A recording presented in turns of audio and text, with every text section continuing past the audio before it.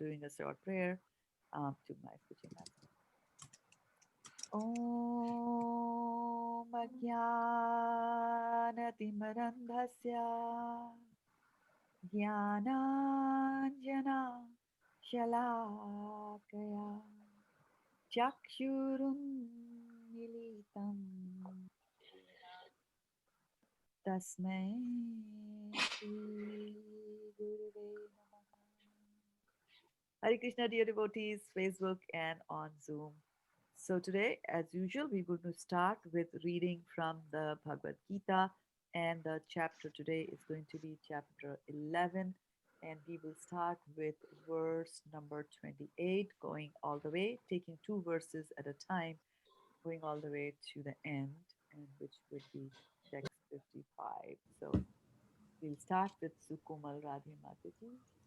And As the many waves of the rivers flow into the ocean, so do all these great warriors enter blazing into your mouths. I see all people rushing full speed into your mouths as moths dash to destruction in a blazing fire. Sutapa Mataji. Yeah. Text 30.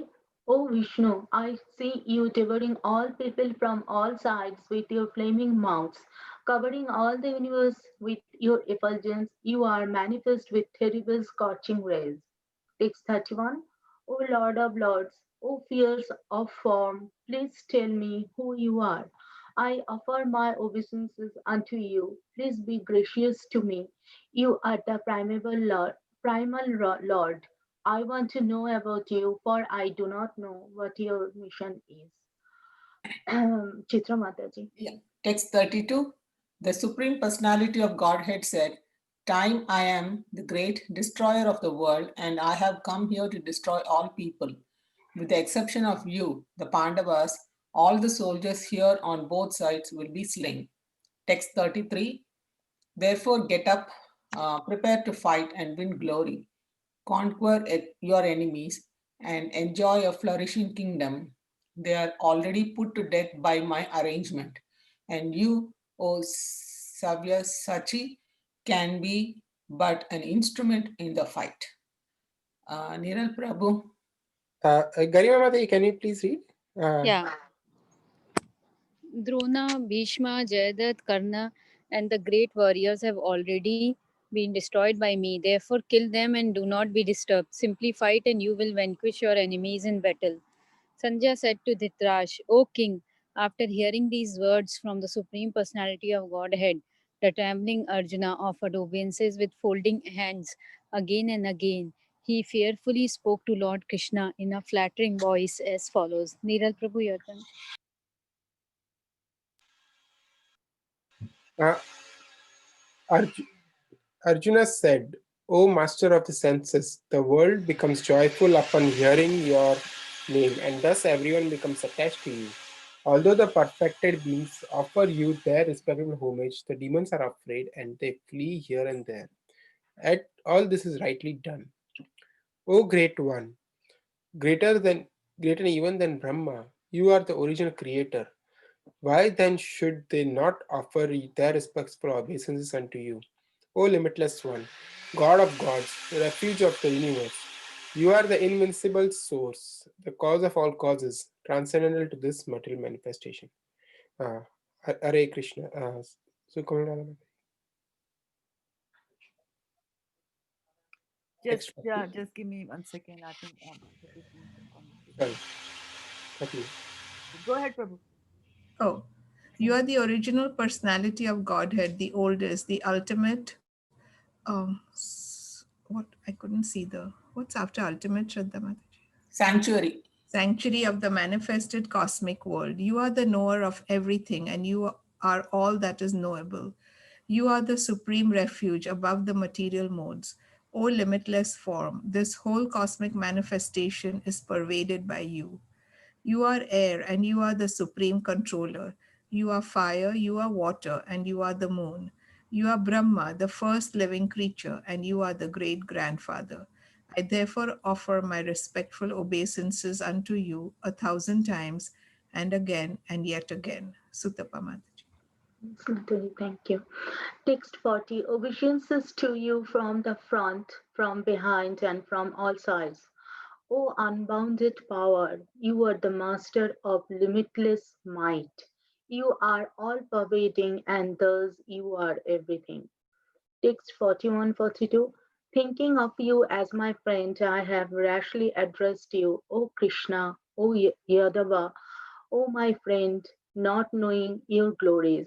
Please forgive whatever I may have done in madness or in love.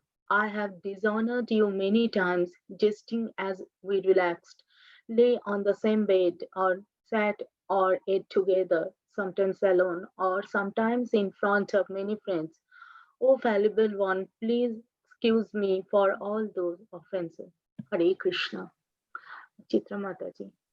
Text 43. You are the father of this complete cosmic manifestation of the moving and the non moving. You are its worshipable chief, the supreme spiritual master. No one is greater than you, nor can anyone be one with you. How then could there be anyone greater than you within the three worlds, O Lord of immeasurable power? Text 44. You are the supreme Lord to be worshipped by every living being. Thus I fall down to offer you my respectful obeisances and ask your mercy. As a father tolerates the impudence of his son, a friend, the impertinence of a friend, or a husband, the familiarity of his wife, please tolerate the wrongs I may have done you. Gariba Mataji. Thank you, Mataji. After seeing this universal form, which I have never seen before, I am gladdened. But at the same time, my mind is disturbed with fear. Therefore, please bestow your grace upon me and reveal again your form as the personality of Godhead, O Lord of Lords, O abode of the universe. O universal form, O thousand armed Lord, I wish to see you in your four armed form, with helmeted hand and with club, wheel, conch, and lotus flower in your hands. I long to see you in that form. Neeral Prabhuji. Sure. Sripriya, I see Shruti Priya Mataji. Are you able to read? Yes, Prabhuji. Yeah, Amali, you can go ahead and read it. I can read now. Yes, Mataji, please. We are on text 47. Yes. Yes. Okay. Thank you. The Supreme Personality of Godhead said, My dear Arjuna, happily have I shown you by my internal potency the supreme universal form within the material world. No one before you has ever seen this primal form, unlimited and full of glaring effulgence. Text 48. O best of the Kuru warriors, no one before you has ever seen this universal form of mine. For neither by studying the Vedas, nor by performing sacrifices, nor by charity, nor by pious activities, nor by severe penances can I be seen in this form in the material world. Text 49. You have been perturbed and bewildered by seeing this horrible feature of mine. Now let it be finished. My devotee, be free again from all the disturbances. With a peaceful mind, you can now see the form you desire. Text 50. Sanjay said to Dhritarashtra, the Supreme Personality of Godhead Krishna, having spoken thus to Arjuna, displayed his real four-armed form and at last showed his two-armed form, thus encouraging the fearful Arjuna. Hare Krishna. Sukumal Radhe Mataji. Yeah. When Arjuna thus saw Krishna in his original form, he said, O Janardana, seeing this human like form so very beautiful, I am now composed in mind and I am restored to my original nature. The Supreme Personality of Godhead said, My dear Arjuna, this form of mine you are now seeing is very difficult to behold. Even the demigods are ever seeking the opportunity to see this form which is so dear. Sutapa Mataji. Yes, Mataji. Text 53. The form you are seeing with your transcendental eyes cannot be understood simply by studying the Vedas, nor by undergoing serious penances, nor by charity, nor by worship. It is not by this means that no one can see me as I am. Text 54. My dear Arjuna, only by undivided devotional service can I be understood as I am, standing before you, and can thus be seen directly. Only in this way can you enter into the mysteries of my understanding. Hare Krishna. Chitra Mataji. Uh, Text 55. My dear Arjuna, he who engages in my pure devotional service, free from the contaminations of fruitive activities and mental speculation, he who works for me, who makes me the supreme goal of his life, and who is friendly to every living being, he certainly comes to me. Hare Krishna.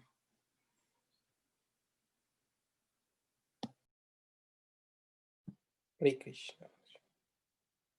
So I'm just going to try a new format of the class today. So we have read the Bhagavad Gita chapter, and I'm going to bring up the Brahma Samhita verse also, right? And then after we're done, it's a short verse, not much to speak there.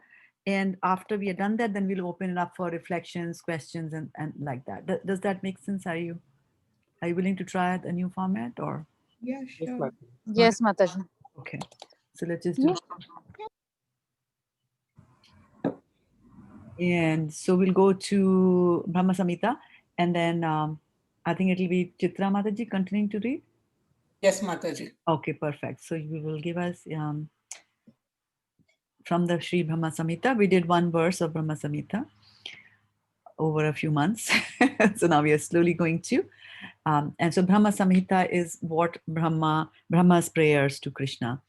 In the beginning, when he did not know, um, in the beginning, he did not know how to create. So you can imagine Brahma's situation when he's born out of the lotus that stems from the navel of the Supreme Lord, Garbhodakshay Vishnu. And so he's all alone and he doesn't know what to do.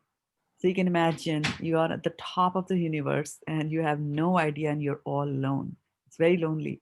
So he tries to explore and go here and there. So what does he do? He starts walking down the stem to see that, what is the source. And he goes all the way down. He doesn't know what to do. So then he walks back again up the stem. You can imagine it's a long distance, billions of miles long distance. So he walks all that distance and goes back again to the top. And that's when he hears two letters, hears two letters, which is one of them is ta and other one is pa. So he puts the two together, ta and pa, means becomes tapa. So he understands that he has to do some Tap. austerity, right? So he sits down and then he meditates. And at the end, when he meditates, then Krishna comes. And then Krishna talks to him, gives him initiation through his Gayatri, through his flute. He plays the flute and he does that. And we'll talk all about that. So when Brahmaji sees Krishna, then he starts praying to him. And then those prayers are here. There are 100 chapters, but we now have only one chapter from there, which is chapter number 5, and which itself is so difficult for us that we are sort of don't miss the other chapters. So in the beginning, because Brahma is going to glorify Krishna, so in the beginning of this book or this chapter, we see that there is a glorification of Krishna. So Samhita is about that. And yes, so Ishvara Parma Krishna, that particular verse is there, right? And then now he's going to start describing a little bit about Krishna. And in particular, he's describing the place where Krishna lives. So we all know that Krishna lives in Golok Vrindavan. So this particular verse will just go and talk about that. Now, we have to remember that this is the spiritual world, right? So it is difficult to understand the spiritual world with the help of our mundane senses, right? We had talked yesterday or day before, we had talked about that our senses are defective, right? Their senses are defective, and the defective senses, because of that, it's difficult for us to understand the truth even of a material object that is put in front of us. What to talk about spiritual things, right? And the brain that we have got is also made up of material substance, and it's not able to comprehend and understand certain things which are beyond its purview. So there will be certain things in the Brahma Samhita, especially when they are describing Krishna's like Krishna's abode, which is a very spiritual place, that we won't get it. And it might appear like it's very contradictory, right? But Prabhupada says that we start with faith in the scriptures. And so we will say, okay, the scriptures are saying that. Even if I don't understand it, I will take it as the truth. Right? So that's the faith on which we base our readings of these scriptures. Yeah. So Prachitra Mataji will give us, continue on after I start sharing the screen, the second verse, and I'm going to open up in all its glories. Do you want to try the Sanskrit, Mataji? Yes, Mataji, I'll try. Thank you. Sahasrapatra Kamalam Gokulakyam Mahatpadam Tat Karnikaram Tad Dama Tad Anantamsha Sambhavam. Yes, very nice. Okay. So, is that it, Mataji? Yeah, it's yeah. Somebody else will do this in a minute. Sahasrapatra, possessing 1,000 petals. Kamalam, known as Gokula. Mahat Padam, the super excellent station. Tat of that lotus. Karnikaram, the world. Tat of him Krishna. Dhama, the abode. Tat, that. Gokula. Ananta, of his infinitary aspect. Balram,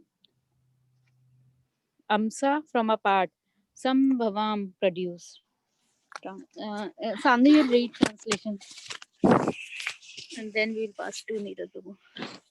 Sanvi is going to read the translation. Sanvi, say Hare Yes. Krishna. Hare Krishna. Very nice. Okay. Now I'll give you the translation. Okay, go. Sanvi, slowly, huh? I cannot see Mataji. Yeah, now it is. The spiritual place of transcendental pastimes of Krishna is portrayed in the second verse. The super excellent station of Krishna, which is known as Gokula, has thousands of petals and a corolla like that of the lotus, sprouted from the part of his Infinite tree.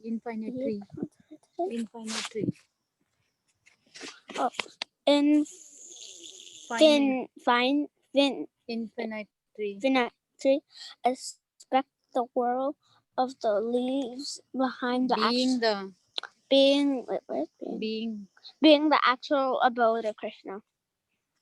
Hare Krishna, Neeraj, no, Shruti Priya Mataji. It's done. Purport: Gokula, like Goloka, is not a created mundane plane. Unbounded character forms the display of his unlimited potency and his propagating manifestation. Baladeva is the mainstay of that energy. The transcendental entity of Baladeva has two aspects, that is, infinite spiritual manifestation and infinite accommodating space for insentient gross things. The uniquadrantal delineation of material universe will be dealt within the proper place. The tri-quadrantal extensions of the transcendental infinitary field of the Almighty, unlimiting, non-perishing, and non-apprehending unlimited situations of halo, which are fully spiritual, majestic foliation. This very majestical extension portrays the manifested, lofty, rich feature of the vastly unlimited region or greater atmosphere, which has its resplendent location wholly beyond the realm of mundane nature. On the further shore of Viraja, surrounded by the halo of Brahman or indistinguishable entity. This majestical power of unlimited spirit emanates on the upper portion of the luminous sphere into the most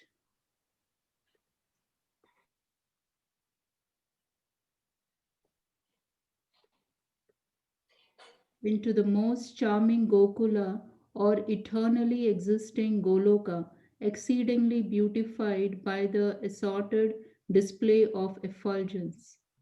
Some designates this region as the abode of the Supreme Narayana or the original fountainhead. Hence, Gokula, which is identical with Goloka, is a supreme plane. The same sphere shines as Goloka and Gokula, respectively, by its upper or transcendental and lower or mundane situation.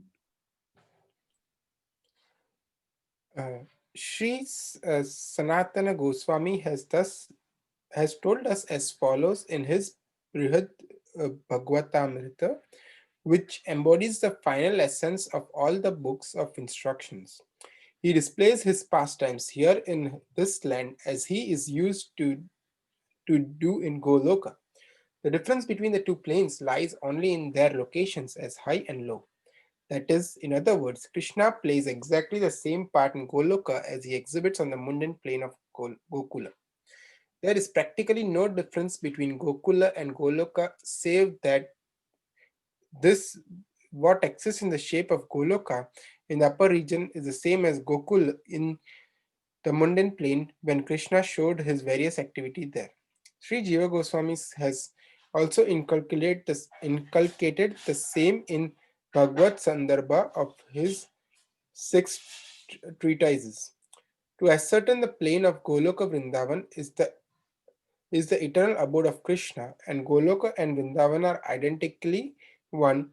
And though both are identical, yet Krishna's inconceivable energy has made Goloka the acme of this spiritual kingdom and Gokula of Mathura's province, forming a part of the mundane plane, is also manifestation of triquadrantal vibhuti, that is conducting majesty.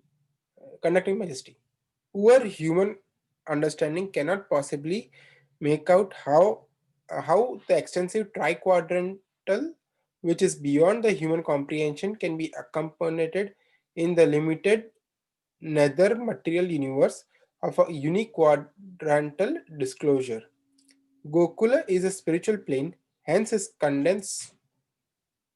condescended position in the region of material space, time, etc., is no way restricted but unlimitedly manifested with his full boundless uh, propriety. Sukumal Raja Mata, you want to continue? Okay, thank you. Thank you. But conditioned souls are apt to assert a material conception in regard. Sorry, I was muted. But conditioned souls are apt to assert a material conception in regard to Gokula by their miserable senses so as to bring him below the level of their intellect. Though the eye of an observer is impeded by a cloud when gazing at the sun, and though the tiny cloud can never really cover the sun, still the clouded vision apparently observes the sun as covered by the cloud. In just the same way, the conditioned souls, with their obscured intelligence, senses, and decisions, accept Gokula as a piece of measurable land. We can see Gokula from Goloka, which is eternal. This is also a mystery.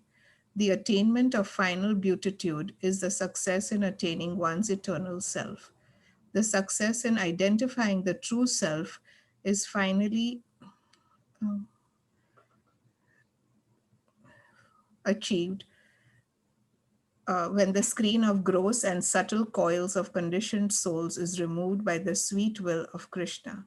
However, the idea of Goloka is seen to differ from Gokula till the success in unalloyed devotion is achieved.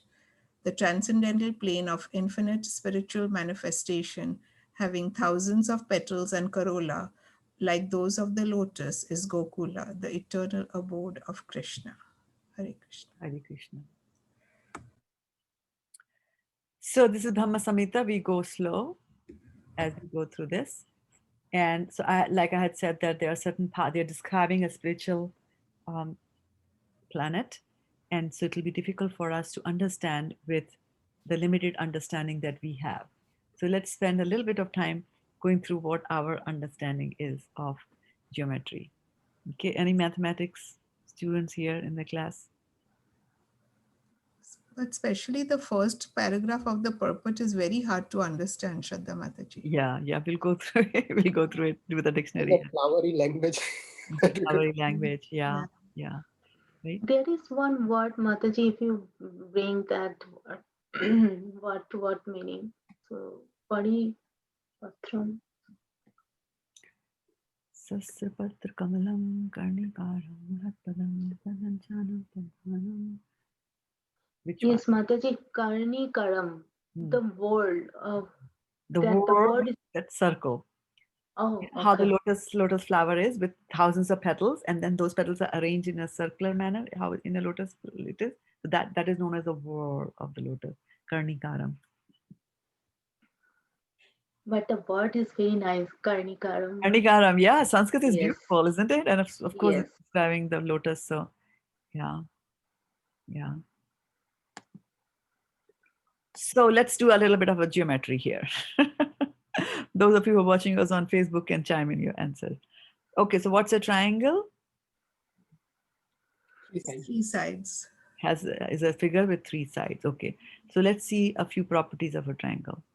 So let's see what are some of the properties of a triangle. It can be a right angle triangle, it can be an isosceles triangle, it can be an equilateral triangle. There you go. Okay, so let's take. Oh, Thank you. Let's take a right angle triangle. So what's a right angle triangle? Always right. 190 degrees. Always right. I like that. Okay, and what did you say, Shruti Priya? There's 190 degrees angle. It'll have one angle which is 90 degrees. Okay, and so can it have two angles which are 90 degrees?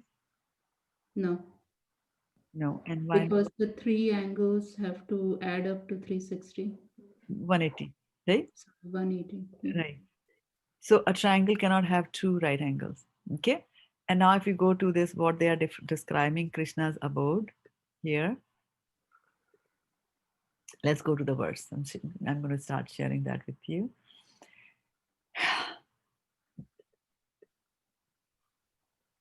They're using the word triquadrantal. So triquadrantal is a triangle, is a triangle which has two, 90 degrees in it.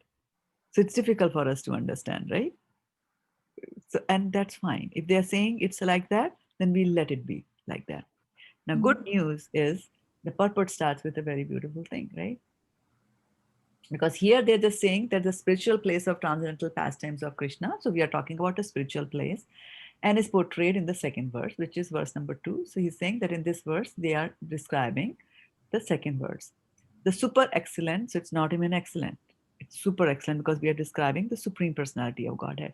So the super excellent station where he lives, right, of Krishna, where he's situated, which is known as Gokula. So that planet is Gokula, has thousands of petals and a corolla like that of lotus. So it's surrounded like that, sprouted from a part of his infinitary aspect, right? So he's saying that this lotus, how has this lotus been created? Krishna is infinite and just a small part of it, right? So it is sprouted from Krishna himself, this Golok, right? He's also using the word Gokula synonymously with Gokul, right? Golok and Gokula, right? And then he's saying that this particular place, Gokula, has thousands of petals and a corolla like that of a lotus. So we understood that. The world of the being, right? World, right? The Karnikaram. So that world is the place where he actually lives. So as we go deeper and read other scriptures as well, they will actually tell you where do the gopis live, on which petal does which gopi live, what is the color of that petal, what is the color of clothes of that gopi. So our scriptures describe the Lord's kingdom in very great details, right? It also tells you the address and the distance. So if you read Srimad Bhagavatam, fifth canto, it describes in detail the mundane, this physical world, and then also describes the numinous, which is the spiritual world. And it'll give you measurements that after the end of the universe, how many more miles you have to travel till you come to the spiritual world. It'll tell you that. So very, very precisely mentioned there. Okay. So here it's saying that this lotus is just a part of the infinite Krishna. It's coming from Krishna, and the world of the leaves are the actual abodes, right? So he actually lives somewhere in those leaves like that.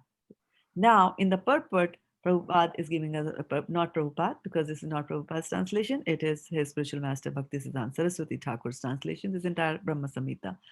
So he's saying that Gokula, which is here in this world, in this material world, in Uttar Pradesh, right? That area he's talking about. So he's saying Gokula, like Golok, is not a created mundane plane, right? Unbounded character forms the display of the Gokula, like Golokwa, is not a created mundane plane. Unbounded character forms the display of his unlimited potency and his propagating manifestation, right? So let us take each word piece by piece, right? So propagate is to, increase and carry forward. Like a father gives birth to a son, son gives birth to another son. So there is some propagation happening in some direction, right?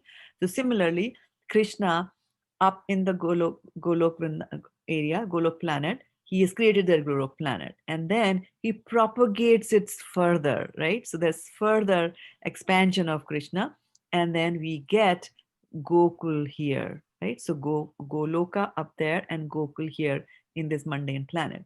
So now he's saying that this is his propagating manifestation. So the way that Krishna manifests here, there, everywhere. So similarly, Gokul, the place Gokul in UP, is also a manifestation coming from Krishna. Now, the moment we come into the material world, we think that everything is material, but that is not the case. Here, what they're saying is the Gokula, like Goloka, is not a created mundane plane. So it's not a flat mundane thing. Right? Unbounded character forms the display of his unlimited potency. So unbounded means there's no bounding on it. It is spreading in infinite on all the directions, infinite here and infinite there. Very difficult for us to understand this with our mundane eyes. Right? But so let's complete the sentence and we'll go and dig deeper into this sentence. It doesn't matter if it takes us 4 weeks to understand this, right? We'll go slow on that. So Gokula, like Goloka, is not a created mundane place. So when you go there, it is not mundane, it is spiritual, right? And it's a display of his unlimited potency. This means that Gokul, as you see, like you might just measure it as this way, but it is actually infinite in size also, right? So hold on to that thought that it's infinite, it is unbounded, and it's a manifestation of his propagating potency. So Krishna propagates himself, sets forth and brings forth this manifestation of Golok here on this mundane world, right? So sometimes you will see that Krishna is able to accommodate how many cows does he have. 10 raised to the power 17 cows are there. And when you look at the map on the plane, you're like, how are these cows accommodated? But because we are asking that question because we operate on the mundane plane, right? But when you go spiritual and you start seeing the spiritual in the the Gokula place here on this earth, then when you get those eyes to see it, just as Arjuna in the previous chapter of Bhagavad Gita was given the eyes to see something which normal people cannot see. So similarly, when we advance in devotional service, and when we go to this place called Gokul, we will realize that it is unbounded. We will see something very different there than what your eyes can see right now. Right? You might see some dirt, you might see some pigs going here, you might see some ponds, you might see fishes dead, you might see dirt and things like that, because our mundane eyes are seeing that, right? But that really is a spiritual plane. We just need to elevate our consciousness to that level so that we can recognize that it is indeed a spiritual planet within us, or a spiritual place, or a spiritual piece of land within the material world. And Vaisheshika Prabhu gives a very nice example of when he was in India, when he was a young boy. Um, he had something to do with his passport expired or something like that. And so he had to go to the US Embassy in Calcutta. And so when he went into the embassy and he was submitting his papers, etc., he looked around and then he saw, something, the equivalent of Aquafina water bottles, and then he saw American chocolates. So he said that as soon as I entered into the embassy, it was as if I was in America. I was not in India, but I was in America. So that is what an embassy is. right? It's something else, right? So American embassy will be America inside India, right? A Pakistani embassy will be a Pakistan inside India, and so on and so forth, right? So similarly, he says that all these dhams that you see are actually embassies, right? They are embassies here, where things inside the embassy will be the same.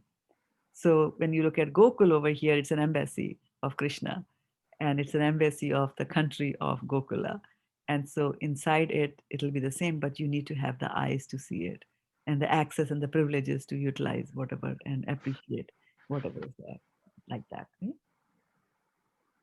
Baldeva is the mainstay of his energy. So Baldev, who is Krishna's expansion, is the energy there. The transcendental entity of Baldeva has two aspects, right? So Baldeva has two aspects: infinite spiritual manifestation and infinite accommodating space for insentient gross things. So from Baldeva, you can get two aspects. Baldeva is nothing but a full expansion of Krishna. So from there, you can get the spiritual as well as the mundane.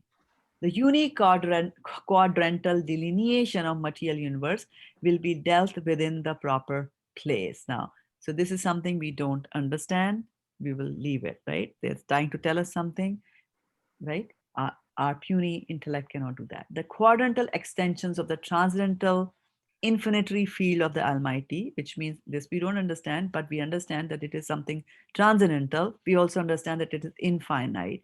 We also know that this is that place, the field belongs to Krishna, who is almighty, he's all powerful, he's unlamenting. There is no reason for him to lament, non-perishing, right?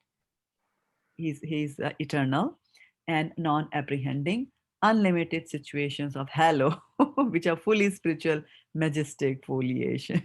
Right? They're just describing Krishna and his energies, that they are unbounded, they are infinite, they are effulgent, the halo is there, and so on and so forth, right? And majestic foliation. The foliation is when you grow certain plants and the greenery there. So because we're talking about lotus there. So this very majestical extension portrays the manifested, lofty, rich feature of the vaster, unlimited region or greater atmosphere, which has its resplendent location wholly beyond the realm of mundane world. So here they are describing Gokula here. Gokula, which is Mathura to Gokul, that part, right? So this very majestical is majestic, right? Extension. So it's an extension coming from the top. It's an extension of Krishna, right? The manifested lofty rich feature. So it's rich, it's lofty if you have the eyes to see it, but it is coming from where? Something which is even bigger, right? So this Gokula is just manifesting something which is even bigger. For example, the American embassy might have all the chocolates and pizzas and whatever you want, but it's not the same America, right, in itself. So similarly here, Gokula is there, and then it's just coming as an extension from something which is higher up there. So a vaster, a bigger one, unlimited region of greater atmosphere, right? So the ambience is higher, the consciousness is higher, everything is higher. It's great because it's Golok Vrindavan, which has resplendent location wholly beyond the realm of mundane nature. So what they're saying is that it's coming and is an embassy of something which is up there, and what is up there is completely beyond the material nature. So it's not touched by material nature at all. Krishna's residence is purely spiritual. Our mundane manifestation, or the mundane universes that we have, they are all in the shape of an egg, right? So Brahmand is in shape of the eggs. There are millions of Brahmands. They're all material. But the spiritual world starts beyond. It starts beyond, and it's all actually many, many miles beyond the end of the universe. At the topmost part of the universe that we have, it will be thousands of miles beyond that. That is where it starts, right? So that's what it's saying. That is wholly beyond the mundane nature. So this beyond the material world, and it has got no material traces in it. Purely spiritual. On the further shore of Viraja, surrounded by the halo of Brahman or indistinguishable entity. So now what is Viraja? This Viraja is a river. This Viraja is a river that separates the mundane, the material from the spiritual. Okay? So here this is saying that this Goloka, where Krishna lives, right? Which is the lotus that they describe, that lotus is on the other shore of the Viraja river. So if you are going in this particular direction, this is one shore, below this is the mundane, and if you go to that side, above this is the spiritual. So he's saying Krishna's world, a place where Krishna lives is on the other side, on this over here, like that. Okay. So this majestical, and so then Viraja, surrounded by the halo of Brahman or indistinguishable entity. So what he's saying is that once you come out of material world, and before you reach Golok Vrindavan, what you will see, where did I leave it? Where did I miss it? You will see the halo of Brahman or indistinguishable entity. So before, if you're able to move out of the material world and start walking towards Golok, you will not see just Golok in the far distance. What you will see between Golok and the material world will be what is known as the Brahma Jyoti, right? The effulgence of Krishna that is coming out, the halo of the Brahman, right? So halo, the Krishna's Jyoti, the light that comes out of Krishna, that is what you will see first. Or indistinguishable entity. Indistinguishable entity means that it doesn't have any forms, etc. When Krishna in his form will have a flute, he will have eyes, he'll have nose, he'll have ears, he'll have teeth, so he can distinguish this is the eye, this is the nose. But when it comes to Brahman, it is indistinguishable. It is just light. So what will you distinguish? The light here and the light there, right? It's all the same. So Brahman is indistinguishable. On the further shore of Brahma, by the halo of this majestical power of unlimited spirit emanates on the upper portion of the luminous sphere into the most charming Gokula or eternally existing Goloka, exceedingly beautified by the assorted display of effulgence. So again, spiritual planets are self-effulgent. So there is light coming out of them. And from where do they get the light? They get the light from Krishna himself. So here, this majestical power of unlimited spirit, again, so the key words that we take away from here is effulgent, unlimited. It has come so many times over here, all powerful like that, and it is eternal. Whether it is Goloka in this mundane world or whether we're talking about the planet up in the spiritual sky beyond the Virja river, both of them are spiritual. Our eyes might not see the one that we see here in the material world.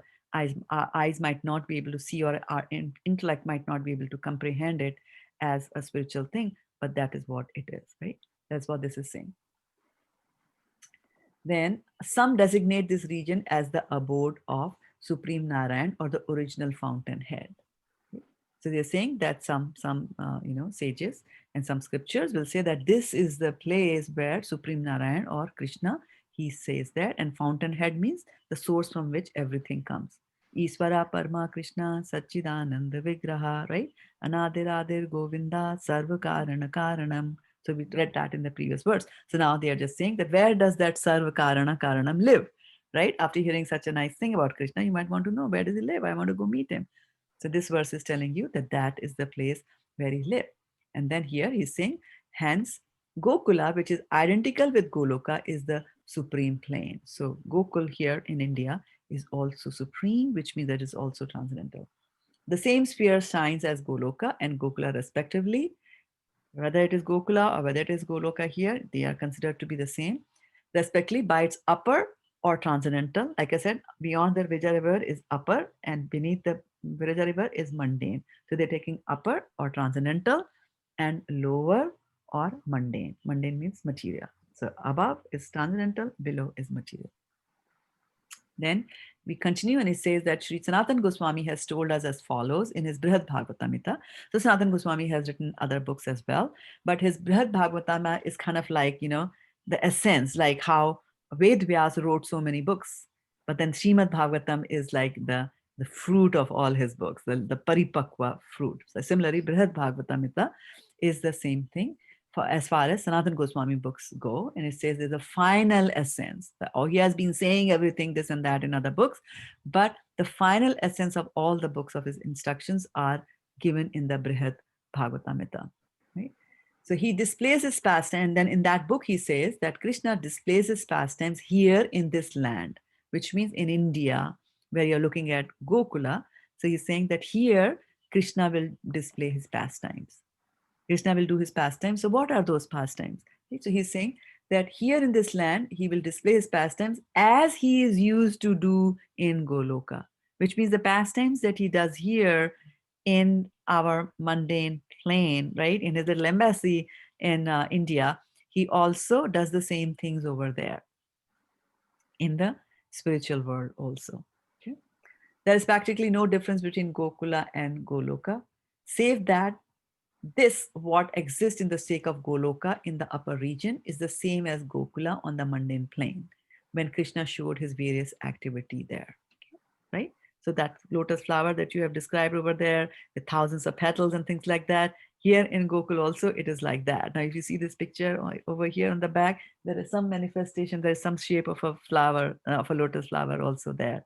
If I can, zoom the camera and sort of try to show you that. It's a well-known picture, so you all know that. And so it is shaped of a lotus. Now you need to have the eyes to see the full manifestation of the lotus, because it's a transcendental thing. We can't see it with these eyes, right? So he says that the difference between the two planes lies only in the location as high and low. That is, in other words, Krishna plays exactly the same part in Goloka as he exhibits on the mundane plane in Gokula, which means if you're stealing butter here, he's stealing butter there also. If he's having rasa dance here, he's going to have rasa dance there also. There is practically no difference between Gokula and Goloka, save that this, what exists in the shape of Goloka in the upper region, is the same as Goloka on the mundane plane when Krishna showed his various activities there. Shri Jiva Goswami has also inculcated the same in Bhagavad Sandarbha, the sixth. So Jiva Goswami was his nephew of Sanatan Goswami. He has written 6 books, right? His 6 treatises or Shat Sandarbhas, and Bhagavad Sandarbha is one of the books there, right?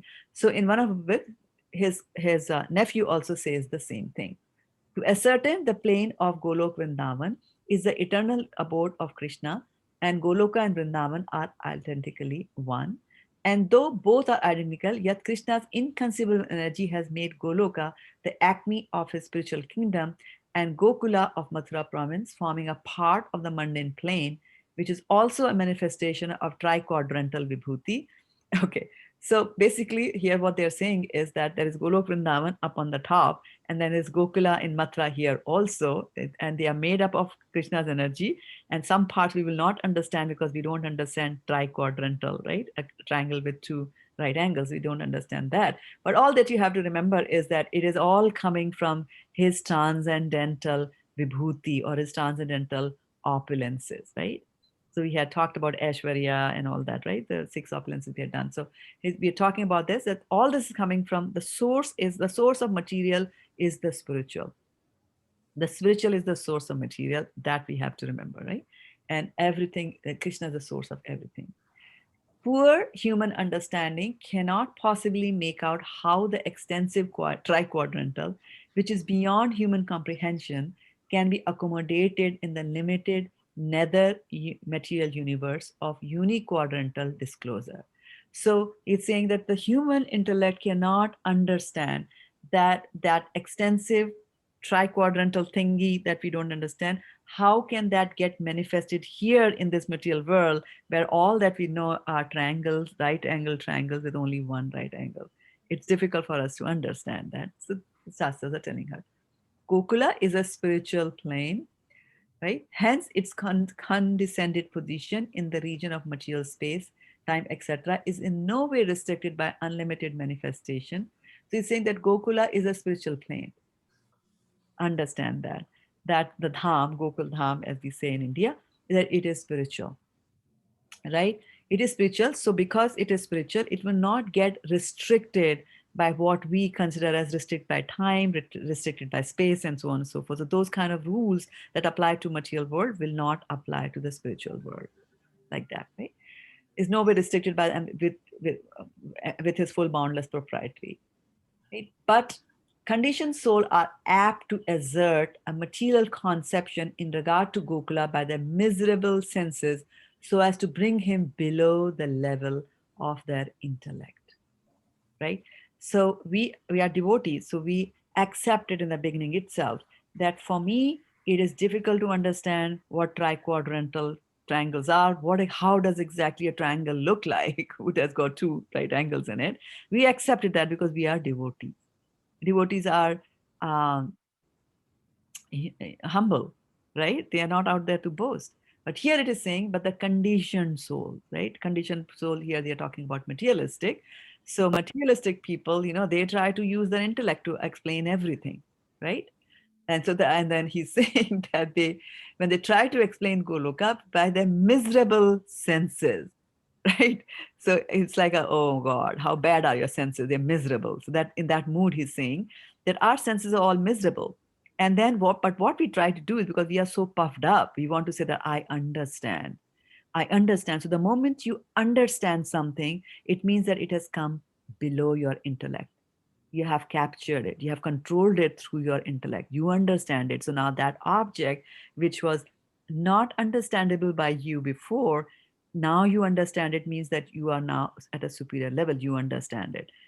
Prior to that, if you did not understand anything, it was superior to you. For example, calculus, right?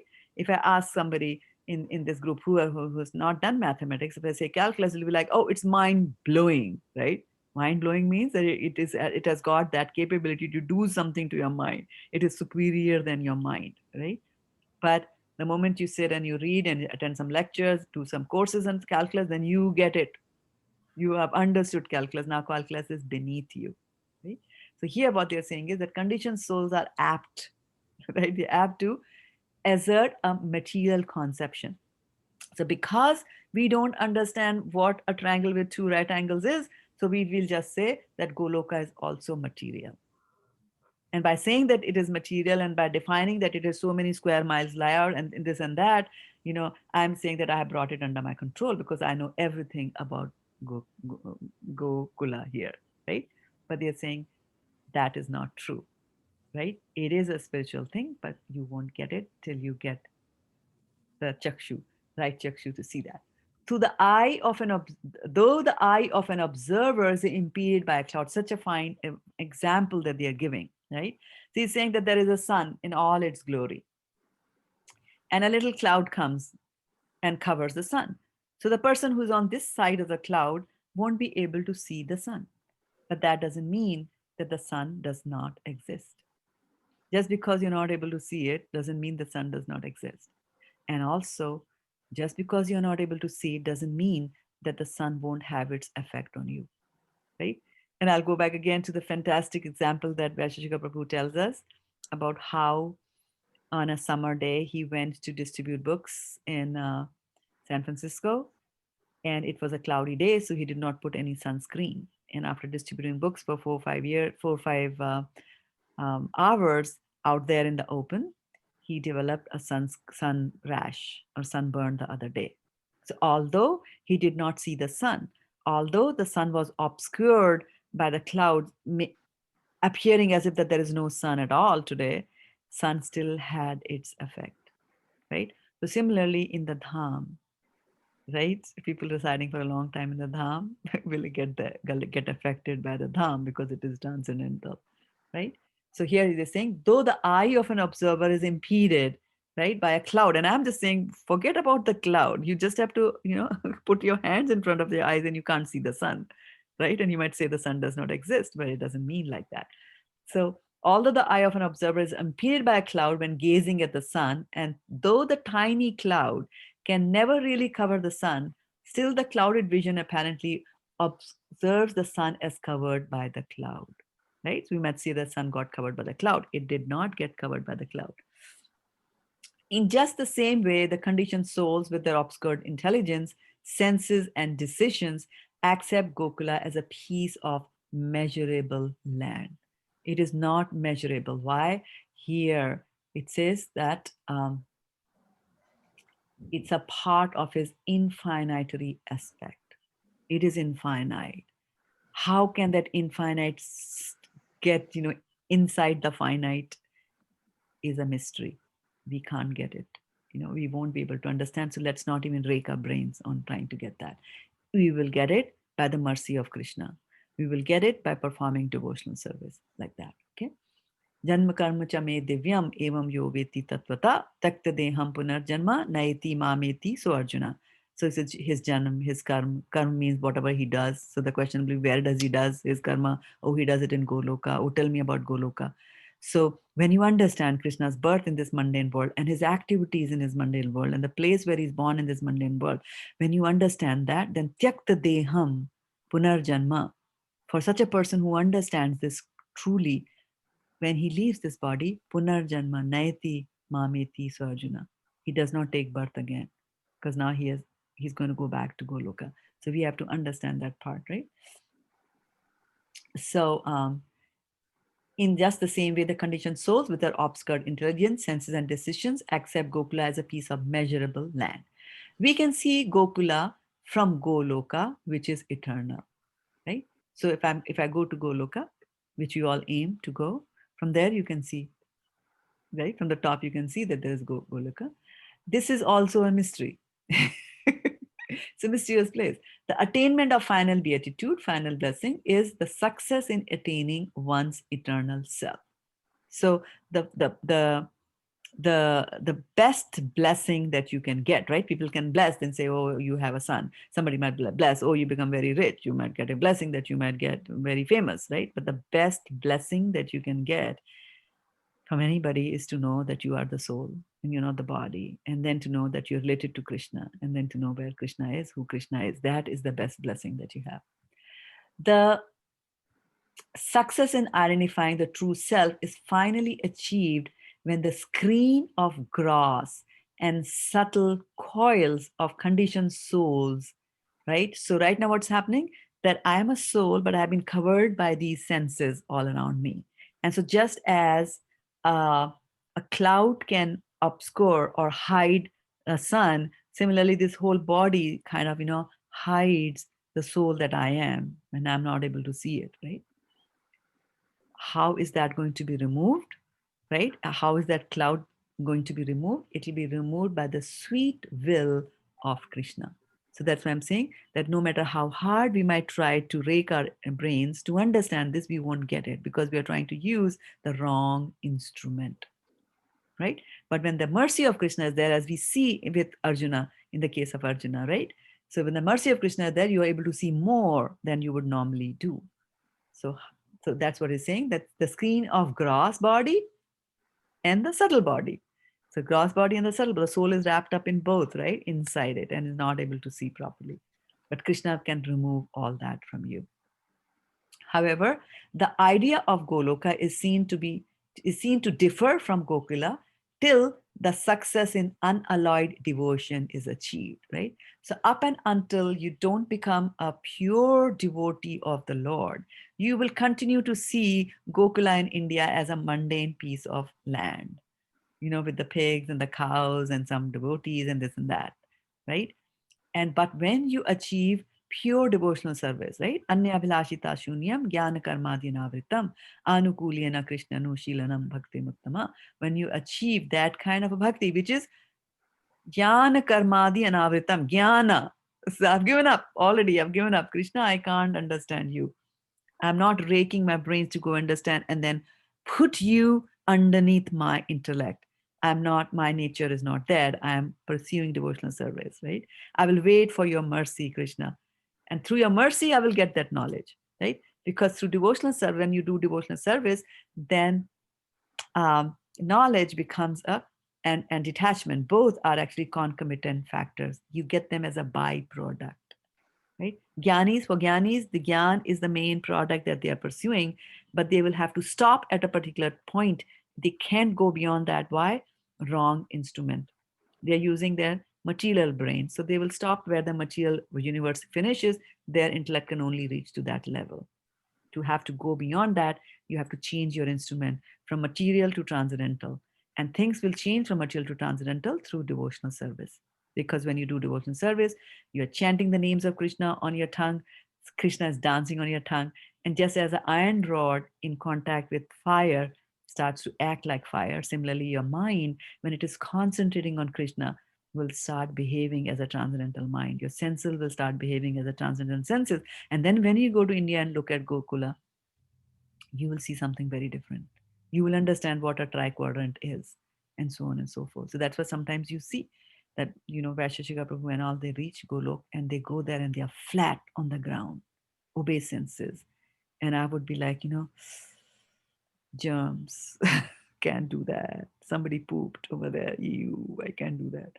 Mundane eyes, there's a difference there in how they perceive, how superior and highly elevated people see the same thing. We don't have, Divya Chakshu, we don't have. However, the idea of Gokula is seen to differ from Gokula till the success in unalloyed devotion is achieved. Once you get unalloyed devotion, you will also see. The transcendental plane of infinite spiritual manifestation, having thousands of petals and corolla like that of a lotus, is Gokula, the eternal abode of Krishna. Right? That is what Krishna's abode is. Now we will stop. And I will drink some water after this. But let's reflect both on this as well as on Bhagavad Gita. And or if you have any other questions that you want to bring up, this is a chance to do that. Mataji, I'm amazed how Brahmaji, he was all alone and with the tapa, right? He got this realization. I mean, I'm sure. I mean, Krishna only gave him that intelligence, Yes. but he got to know everything, right? The spiritual world, everything, how he's explaining here. Isn't it? Yeah. Yeah. And it's amazing. It's a very nice point that you bring up. Now, we also have to understand that Brahma is a devotee. Brahma is a jiva soul, right? Like you and I can become Brahmas if we pursue certain things.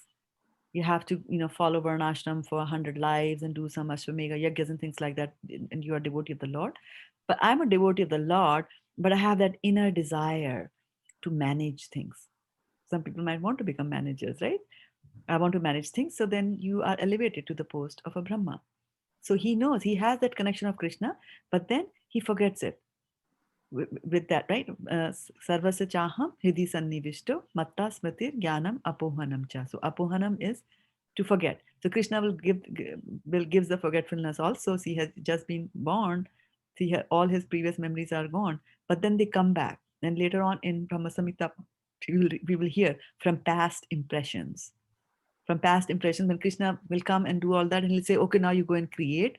Brahma starts creating from his past impressions. He knows how to do that.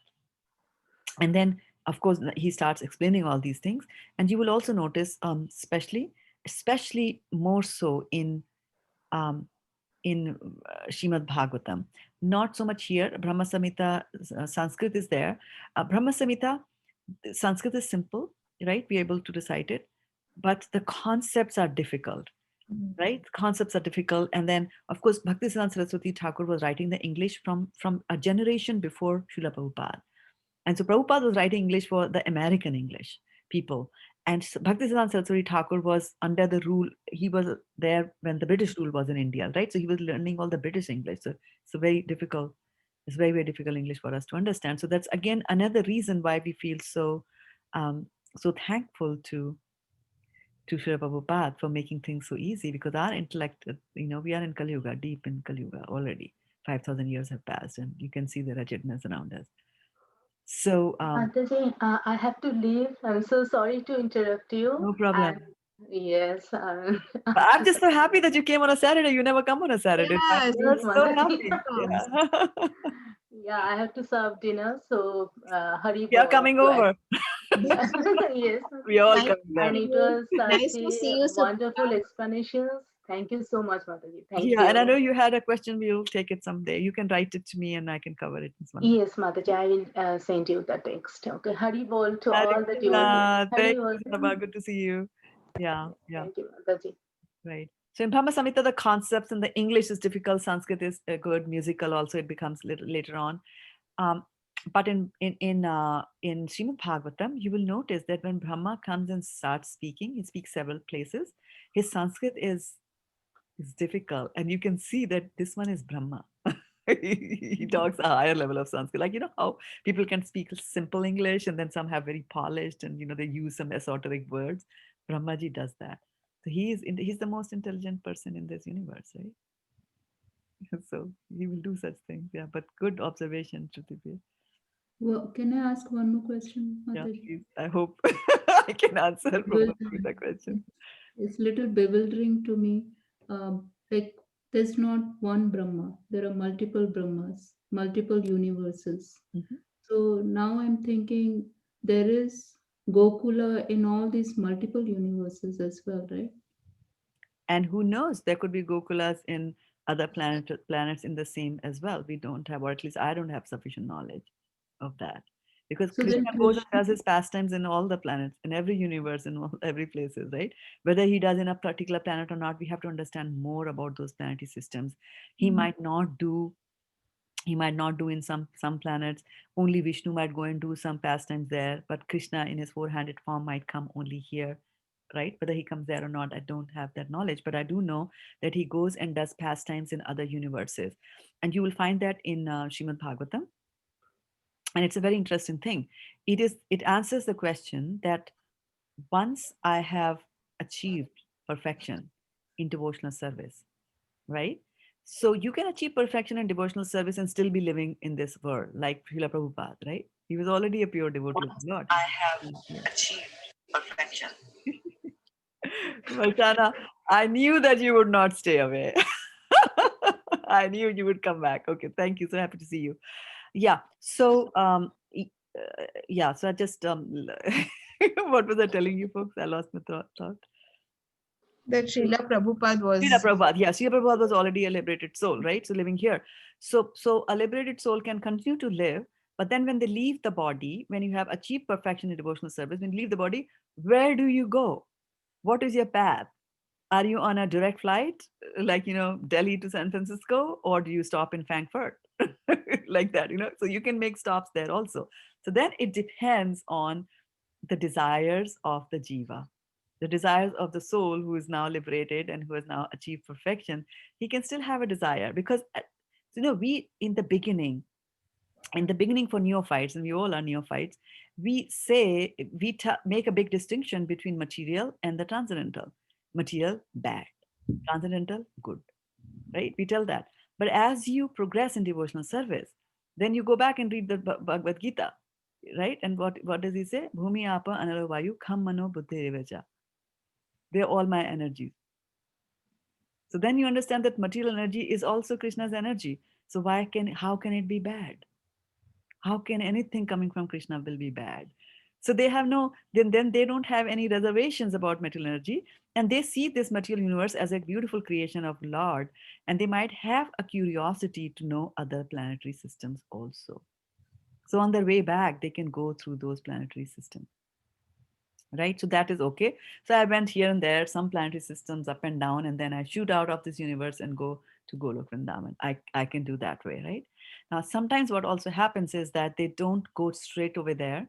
And the reason for that is that this soul now has been given, because of his devotional service, he has been given a post in Golok Vrindavan where he will be assisting Krishna in his pastimes, doing something in his pastimes.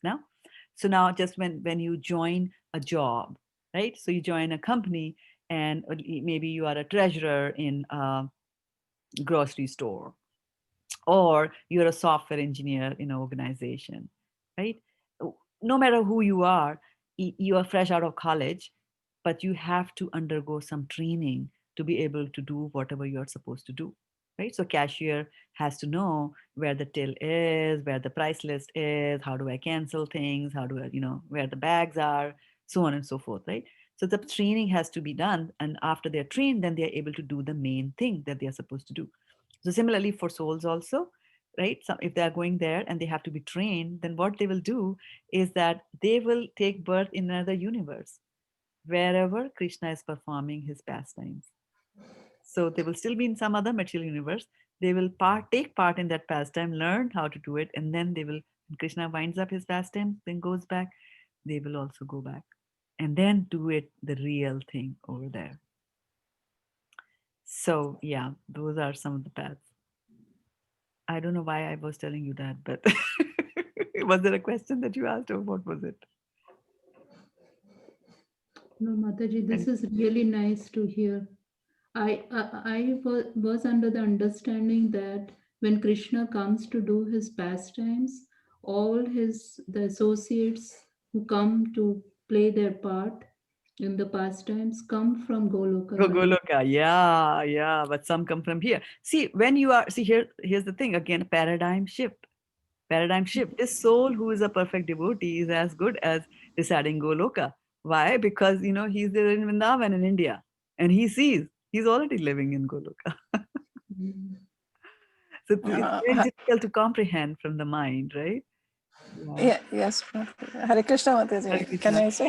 Yes, yes. Yeah, Mataji, in the, you see, in the 11th canto, in the end, you see, when Lord is going back, that time he says that all the demigods also came with him when he had come, Yes. and now they also had to go back, you see, Yes. so all the demigods had come.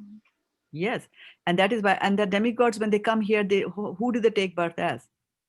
Remember, there are 33 crores. Devi Has, Devtas. has to be a big number. Mm. What is the big number? Okay, let's talk about what are some of the big numbers that we see in Krishna's pastimes. Let's start from the beginning. So His he's wives, eighth. Yeah, yeah. His wives are big in number, right? And from the wives, Yeah, what do you get? kids, Children, right? And then from children, children, what do you get? grandchildren, Grandchildren, then right? great grandchildren. Right? So he had grandchildren numbering in crores, Yeah. Krishna. And so they all wind up. And so we see a pastime, we see a little hint of that pastime in Srimad Bhagavatam, first canto itself, where they all start fighting. Yeah. The Yadavas all start fighting amongst themselves. And somebody might just think, like, what are they doing? And they all get drunk and they kill each other. But the thing was that because they are demigods, Yes. they are so powerful that nobody else can kill them other than each other. So, as part of the winding of their activities, they come up with this nice thing because now they are telling you that if you drink, what's going to happen? So, even as they're winding up the pastime, they are giving you some instructions and they are leaving like that. Even like that, yeah. But some will be, some will go via a different route. Yeah. But Stop. sometimes this comes to the mind, Mataji, that in Sati Yoga also people used to have liquor and they used to have this kind of a life and they had so many women and illicit sex and everything was there. But I mean, it's little amazes in the sense that, not in a good sense, it amazes that how can in Satya Yoga this kind of a thing happen? Yeah. Bewilders you. Bewilders me. Yes, Yeah. yes, Yeah. Mataji. Yeah. Yeah. So you see, the modes of material nature are there all the time, and they interact all the time. So Satyuga, Satyuga, Kali Yuga, etc. You have to go by the numbers, right? So there will be stray incidents. Not everybody will be like that, right? So I was telling you the other day that once in a while a Vishwamitra will be, struck by a Menka, and then we know the story. But here in Kali Yuga, everywhere you look, there is Menka. So the attractions and distractions are there all the time. And so you have to deviate and you have to walk the very razor sharp edge as you're going in devotional service, because at padam padam yat vipadam, at every step there is danger here. Everywhere there, you open the television, they're luring you. You go and sit, you're trying to take a flight, they're luring you. There are lures everywhere, trying to draw us back into the material world. So for us, it is very, very difficult. But the thing is that they have created this very difficult environment in Kali Yuga, because if you pass, then you have passed the very hard test. And that's why they don't give you a test for a very long time, right? Only 100 years. Whereas in Satya Yuga, it's 100,000 years. It's a long life that you have to do a lot. And then there is cream de la cream. So there's competition. The bars are very high in Satya Yuga. Everybody is there. But in Kali Yuga, everybody is so fallen that if somebody takes the name of Krishna, it's like, oh, what a great thing they did. It is so fantastic that they did that. So, There's competition in the bad way, like who is worse than who. yeah, yeah, yeah, yeah. But Absolutely. having said that, here's an interesting thing. Here I said that a mother takes care, and that would be like um, a she dog, right? A she dog or even a rat. uh, they take care of the runt in the litter. So runt in the litter is that they give more than one child. They give birth to more than one at a time, right? So like a six dogs will usually give six, right? Like that. So in the six, when the six kids are born, sometimes one is a little very weak and meek, and so the mother will take more care of the weak one. That one, yes. Right. So similarly, Krishna is a mother, right? Mata Dhata Pitamaha. So Krishna also takes care. So in Kali Yuga, they say the more fallen you are, the more qualified you are to get his mercy. But it doesn't mean that I should just fall down Yeah. further down to think that I'm going to get his mercy, because it's very difficult when you are fallen down. So stay wherever you are. Sthane sthita. Don't try to adjust your positions. And don't try to use your intellect to say, oh, this means that, let me do this. Always seek guidance from somebody else to do that.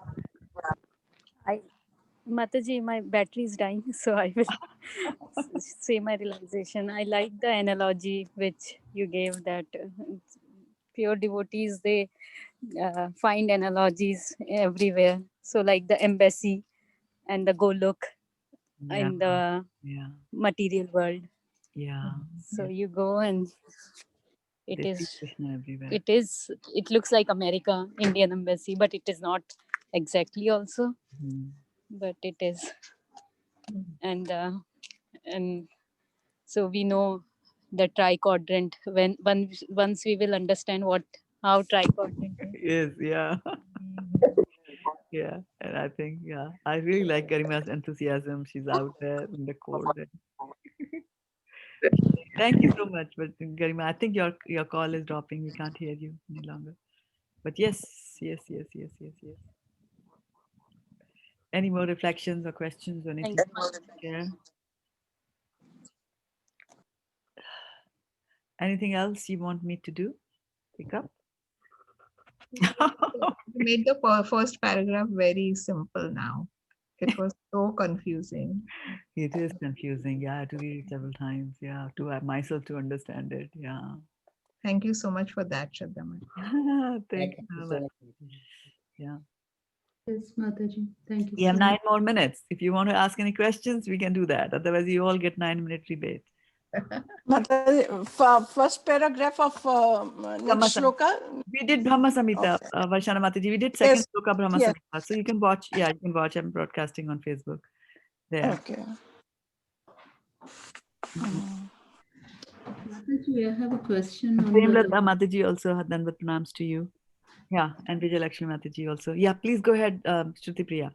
Yeah, the wall of the lotus flower, right? Um, it's I'm getting very curious. Good. And where exactly Krishna is in that wall, and all the gopis and the different petals. Yeah, So they are described in different scriptures. That description won't come here. where can, Let me get that name for you, because I remember reading, at least there was one book which describes, and it was a very thin book that I think Jaganini Mataji gave us, which tells where they define of the 8 gopis are also so many millions, right? So there won't be any description of all of them, but they do talk about the 8 principal gopis, Ashtashaki, that are there. So they do describe that this one lives there and this is the color of her dress, and she has a parrot, and this one is that. So they will tell you on the north side, on the south side, of the world of the lotus, where do they live, and where is Uddhav, and all that stuff is there. Yeah, let me find out to you and get. I don't have it handy in front of my hand. Yeah, it was very can fascinating to see. Yeah, it's very fascinating to read that how much our scriptures really describe all that. And for me, I always think that I wasted my life reading all kinds of mundane literature and till this fantastic literature comes. And once you get a taste of this, you don't even want to read anything else. It's like you feel that your life is so short because there's so much of description about so much, of Vishnu and Vishnu's abode and Vaikuntha planets and what happens there. and also Yeah. Mataji, about the flower, lotus flower, so much emphasis on lotus. I feel it's Yes, yes, no other flower, even yes, yes. even for the demigod worship. I think Saraswati, one of the demigods, she's also worshipped with lotus flower. Yes, yes. And then you will also read other scriptures. It's just described that um, our sages who have written all these scriptures and describe all these fantastic things, they kind of use lotus even to measure. So lotus is their way of describing it, or measuring it. Like so, it's a different concept to what we are more accustomed to. And so lotus eyes, lotus feet, lotus hand, right? Namaha Pankaj Nabhaya, Namaha Pankaj Maline, Namaha Pankaj Netraya. Pankaj is lotus, right? Namaha Pankaj Netraya, Namaha Pankaj Angrihe, right? Kulti Maharani prays to Krishna like that. So everything is lotus. Everything is lotus. Lotus is beautiful, right? No flower comes close to it. So that's how it is. Yeah. There you go. Mataji, Hare Krishna Mataji. I'm asking you a question from the previous class, in morning class. Mataji, why bread no? Every time you mentioned this, that bread should not be eaten. Why so? Bread should be eaten. I bake my bread every other day. If you like bread, you bake your own bread. It's easy to bake. The reason it's not about bread only, right? It is about eating food that has been cooked by somebody else. Because when you cook something, and this is for all of you to remember, when you cook something, then your consciousness gets into the food. Yeah. And anybody who eats that food will get the consciousness because you are what you eat, right? So we do not know. The person who's cooking certainly was not cooking for Krishna, right? On top of that, he could be disgruntled employee, or he could be having something in his home going on. So his consciousness is not pure, right? He could be thinking of revenge, taking revenge from somebody. So all that consciousness is in that bread, right? So having said that, so it's better to avoid. Now, if you can't avoid, Rajat Kapoor was telling us, you were there, Vaishana Mataji, right? In that class that he had for pujaris. He was saying Yeah. that they also say, because then what happens, you get the karma also. So what he was saying was that by the process of paying for it, if you pay for the bread, then you don't incur the karma, and then of course you can come and offer it to Krishna.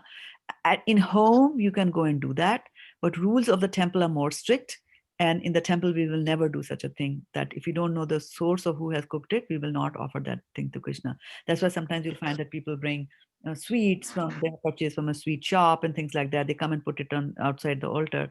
We just we don't offer it to Krishna. Yeah. Yeah, like that's the reason we say no. It's not that bread as such is a no. You can bake your own bread and you can eat it and offer it. Because even a doubt that came to mind, and I should have asked him at that time, was that what is considered as paying? Like your husband earned the money and you paid. So did you pay? Did the kids pay? Like that, so I don't know. It's very complicated. So better to avoid it. Avoid that. Yeah. But at home things are there, the rules are lenient a little bit more.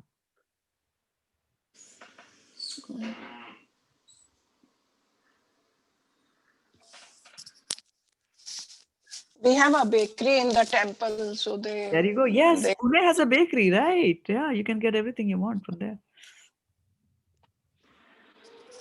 Or you can make dhokla, which looks like bread. Yeah. But it doesn't taste like bread. But it looks like bread, and it is 100 times better than Better than that. bread. Yeah, yeah, and no, and it's made of besan, Besan. which is lower carb than atta, right?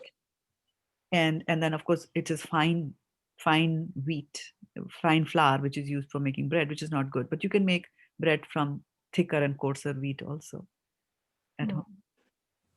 And then also, outside these days, you don't even know what they have mixed in it. You have no idea what sources they have done to make it fluffy, make it look beautiful, to get a color. Where was I? Did you send that picture to me? Somebody sent me a video where they were telling us the source of colors.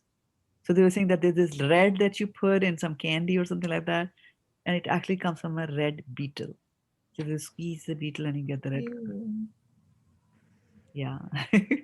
So you don't know the source, you don't know the ingredients. And then of course the food and administration department enforces that you have to list the ingredients only if they are above a certain percentage.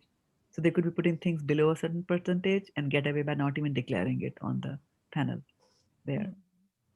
So having said all that, let's not just feels too good that I'm making my own bread, because from where are you getting the flour? You have to go and buy the flour. From where are you getting the wheat? You're saying, okay, I'm going to make my own flour. Where is you getting the wheat? Somebody could have walked on the wheat with dirty feet. You never know. Somebody could be having a hamburger and touch the wheat with his dirty hands. So things are all very dirty. And that's why before we offer things to the Lord, and there's no way for us to clean it also, right? Because when this coronavirus thing just started, there was a video that went viral, and it showed a very nice man and his boy and his frustration. So he's washing his hands. At that time it was like wash, wash, wash, wash. He washes his hands so many times under the water, and then he closes the tap, and suddenly he remembers, like, oh, I touched the tap. The knob on the tap, and the knob is dirty. And then so he takes some more soap. Then he washes very nicely the knob, and now he's very happy. Then he starts to get out of the bathroom, and he opens the knob. Then he looks at the knob. He's like, oh, the knob is dirty. So everything around us is dirty. That's why it is called mal. This material thing is called mal, right? Mal means dirty.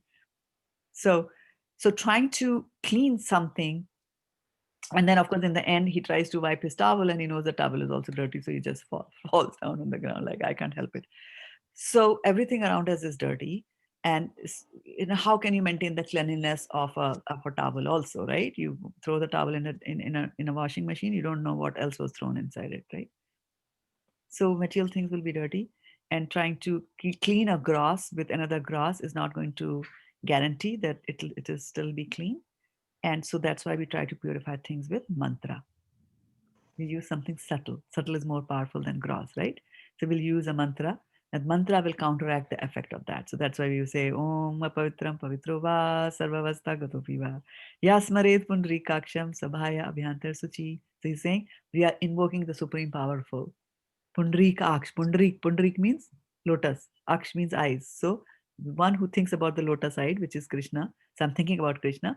And because of the thoughts that I'm thinking about Krishna, and that brings in a clean environment about, and what does it cleanse? It cleanses everything which is outside, bahaya, and abhaya means something which is not outside, which means which is inside. So it purifies me both inside and outside, doing smaranam of Krishna. So that's the only way that you can clean it, through mantras, like that. That's why sometimes you see that some of the sages who were residing in the Himalayas, of course, apart from the fact that it is cold there, they would do Vayu Snan and things like that, Instead of taking bath in water, they take bath with air, and they are able to purify. Because air is a purifier, right? In Bhagavad Gita, Krishna says, among the purifiers, I am the wind. So wind purifies things. That. So that's why you do mantras. So Can we get this mantra so that we learn it? And yeah, you don't have it. Yeah, you don't have it. No, Okay. Yeah, I also don't have it. you also don't have it. Okay, I'll post it on our Yes, sir. on our no, it's again On the WhatsApp, right? Yeah. Yeah. Okay. Okay, so we are beyond 7:30. Our closing time for Saturdays. Should we? Will you allow me? Okay, good. You must be tired. You must be tired in the morning also, and then. Well. Actually, I 2 get. hours. That meeting went for 2 hours, Mataji. Yeah.